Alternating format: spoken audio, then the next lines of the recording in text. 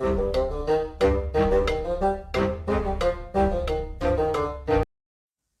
and welcome to the Critically Clueless. Today we are in Crusader Kings 3 and today's video is going to be all about personality traits. Now there are 34 different personality traits within this game for you to keep an eye on. This is both your own personal personality traits and of course personality traits within your court. Now we're going to be going over 16 of them within this video, hopefully talking about the plus sides of them and the negative sides of them. Now this video is going to be talking more about the personality traits I would look to avoid, and I'll explain whether that's my own personal or within my court, maybe even my children or my wife, which I'd prefer not to have these personality traits.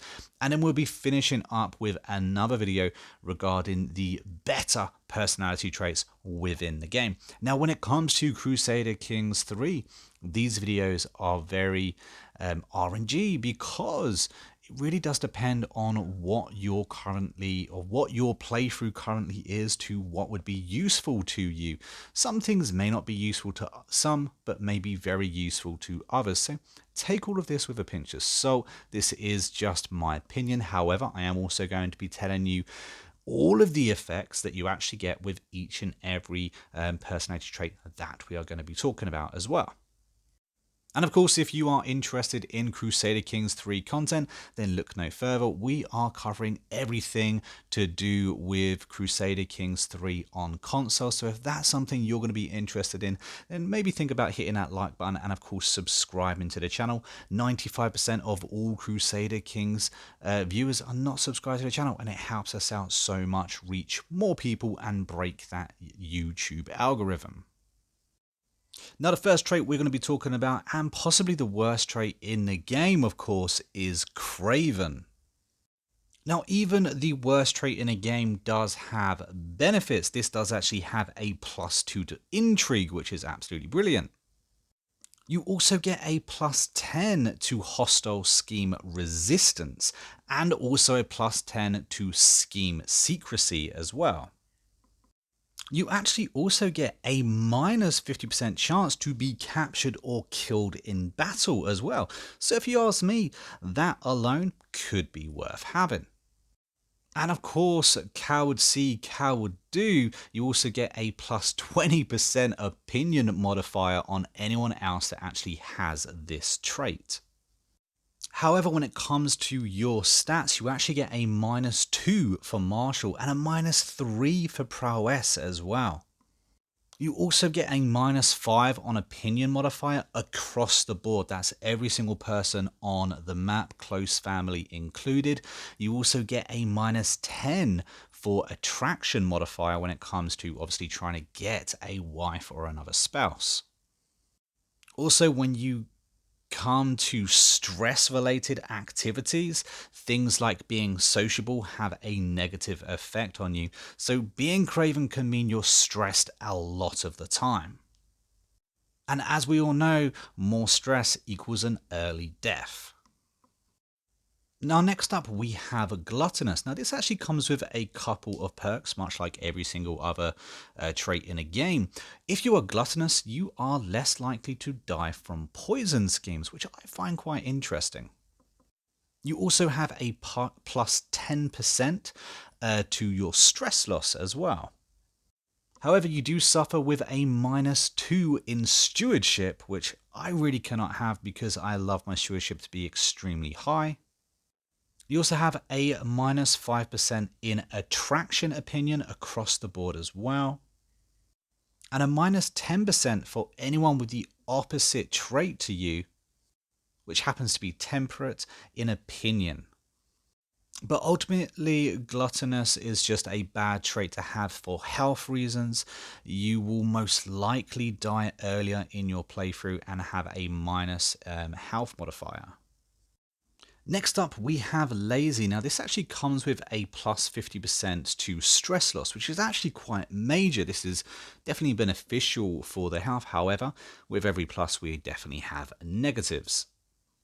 And that comes with a -1 to intrigue, a -1 to diplomacy, a -1 to stewardship, to martial, and a -1 to learning. This also means that you get no stress relief from hunting as well, which, if you ask me, is actually quite a major downside to this, because I personally always use hunting as a good way of stress relief. Next we have Chaste. Now this one I really don't like because it gives you a -25 to fertility, and I really do favour anything that gives you a +2 to fertility, because having lots of children in this game massively helps with your dynasty. Also, don't forget, once you become stressed, this will also add to a minus effects on fertility as well. So when you have this personality trait, you can very quickly stack lots of negatives on fertility, and it can become very, very difficult to create an heir. You also have a massive -50% to seduction schemes as well.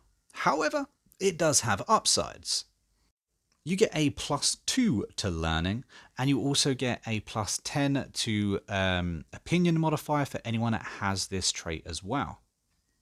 However, anyone that has lustful, you have another -10 opinion modifier to. For me, this is definitely going to be one that you want to avoid when it comes to family members or yourself having this. Next up, we have the shy personality trait. This one is really bad for stress, in my opinion, because just inviting people to your court or inviting agents to help you on plots can trigger quite a significant increase in stress. You also get a -20% in personal scheme power as well. So when you need to sway someone into liking you a little bit more, and I find that most schemes, if you want someone to like you, start this way, is going to be rather tough for you. On top of that, being shy means you get a -5% attraction modifier. And again, because you're shy, that means you don't like to chit chat, which means you get a -2 in diplomacy. However, because you're shy, you will get a +20% to hostile scheme resistance. You'll also be at the books a little bit more, so you get a +1 in learning. Next up, we have humble. Now, the reason I particularly don't like this is because it makes it difficult to be greedy, and I like to be greedy because I had to get more money in. So if you do have this personality trait, have that in mind, because anything, say, bribe related or wanting more gold is going to relate to more stress than you, more stress on you, because you're supposed to be someone who is humble. Therefore, you don't need or want any more gold. And I find greedy acts while being humble has a huge impact on that stress. Not just a little bit, but like huge. And of course, anyone that is arrogant will actually have a -15 modifier on you. So keep an eye on that. If you do have this personality trait, keep an eye on your court. You don't want anyone who is arrogant in your court. Or family for that matter, as it could be potentially coming at you for those titles. However, being humble is really good when it comes to faith, as you have a +10 for clergy opinion. And you'll also get a 0.5 monthly pithy increase as well. So that's pretty good when it comes to the faith. It's also a good one if you happen to be serving somebody. If you're already a vassal of a liege, then your liege kind of looks upon you with a +10 modifier, which is quite good. However, I don't really want to be underneath someone's thumb for the entire game. Next up, we have trusting. Now this, you'll actually get plus on your stress when it comes to executing prisoners that aren't necessarily criminals. If you do that, you're going to find you're going to get a huge increase in stress, which is really unfortunate. And the most unfortunate is you actually get a +15, which is massive, to enemy scheme success rate. So if someone's plotting to attack you, because you're so trusting, they have a +15 on chance of actually succeeding in your assassination, which is really scary. And of course, being so trusting also means you get a -2 to intrigue. However, it does come with a couple of positives. If you happen to be a vassal, you get a plus 15, or they get a plus 15 of opinion modifier on you, which could be quite nice. You also get a plus 15 opinion modifier on all of your own vassals, which again is quite nice for a nice happy court. And you get a plus 2 to diplomacy. However, that plus 15 on other people having hostile schemes on you, that's just too scary to accept.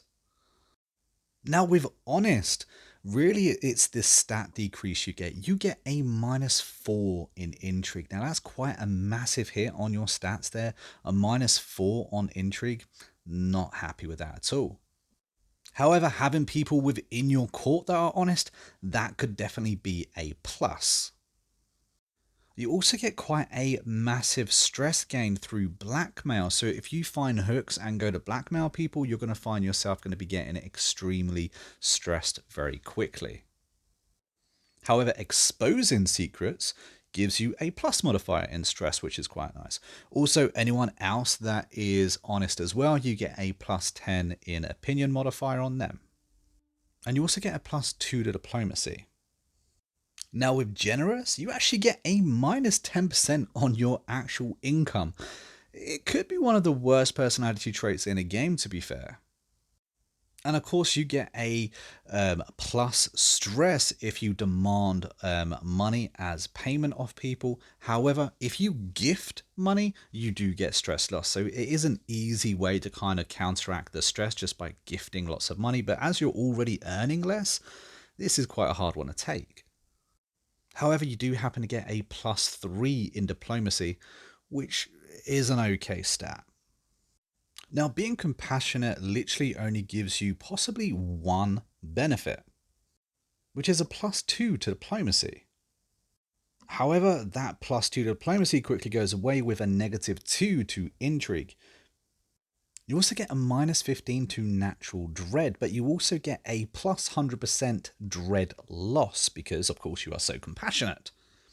And because you are so compassionate, doing just about anything in the game will cause you to be stressed. If you don't like who's at your court, if you kick them from your court, you're gonna gain stress. If you break up with your lover, you're gonna gain stress. If you disinherit somebody, you're gonna gain stress. If you denounce somebody, you're gonna gain stress. In fact, you're gonna have to work very hard in this game to actually live a long life, because being compassionate means a high stress life, meaning you're probably gonna die early. With Fickle comes a -2 to stewardship. Now, like I said, I like a high stewardship. I do think that any debuff to this is really bad because it does affect the amount of money and income we're actually getting in our kingdom. However, it does come with a few pluses. You get a +2 to diplomacy and a +1 to intrigue with this. You also have a +20% to hostile resistances. Next up, we have Cynical. Now, this one's quite a big hit when it comes to your religion. This is a -20% in Pithy, which is massive. It's actually quite a massive loss here. However, you do get a -20% in faith conversion cost. You also get a +2 in intrigue and a +2 in learning, so it does try to counter itself a bit. Next up, we have forgiving. Now, I find forgiving to be a tough one to have because, again, it's all about that stress. Personality traits affect your stress massively in this game, and if I haven't stressed it enough, stress is a major component on something you definitely have to have your eye on when playing Crusader Kings 3. And so with this, you gain stress through murder, through torture, through imprisonment, and through blackmail, which does handicap you a slight bit playing a game. You also get a -2 to intrigue. However, you get a +2 to diplomacy and a +1 to learning. Next up, we have Calm, and you get a +50% to Dread Decay, so actually keeping a hold of your Dread with this is going to be rather difficult. Also means performing tasks like Vengeful tasks isn't going to work out very well for you when it comes to stress. However, you do get a +10% to Scheme Discovery chance. You also get a +10% on stress loss. And you get a +1 to intrigue and a +1 to diplomacy. Next up, we have Arbitrary, and again, this is a -2 on stewardship. You also get a -1 to learning here too. It does, however, open up the option to dismiss hooks, so they don't expire, but you literally just say bye-bye. The pluses on this one are slightly better than the others, however, as you get a +50% on stress loss. You also get a +15 on natural dread gain. And you get a +3 on intrigue. And the last one we're going to be talking about today is Paranoid. With Paranoid, you actually gain stress from just inviting people to your court, which can be really problematic. You also still get that same stress gain from inviting people to your plots as well. The problem with this is you also get a +100% stress gain as well. So you're kind of taking a double hit when needing to invite courtiers or knights to your court. It can be a real issue. However, you do get a 25% dread gain. You get a +10% scheme discovery chance and a -25% on enemies' scheme success rate. And of course, to top it off, you also get a +3 to intrigue. But I think we're going to leave it here, and they are 16 of the worst personality traits that you can get on your characters or in your court or as family members, leaving just 17 more for us to discuss. I'm going to cover these other 17 in another video. As you can see, this is already quite a long video with quite a bit of information in it. Again, remember, this is just my opinion. I'm not saying that any of these can't be used effectively in Crusader Kings 3. It all depends about the character that you're using and about the way you're using that character throughout your playthrough. Don't forget, almost no two characters will play exactly the same. They are all better at slightly different things. So it's a really good idea to have a look at your personality traits, decide what they'll be good for in this playthrough, and play to their strengths, because after all, that's what Crusader Kings 3 is all about. But guys, if you've enjoyed this video, found it entertaining, or just maybe you have learned something, don't forget to hit that like button and subscribe to the channel. Comment your thoughts down below. What's the absolute worst personality trait that you can think of? But until next time, guys, I have been a monk. We have been in Critically Clueless. Thank you so much for watching. If you have to the end of this video, it means an awful lot, and it definitely helps the YouTube algorithm so much. But until next time, happy gaming, and I'll see you in the next video real soon. Until then, take it easy.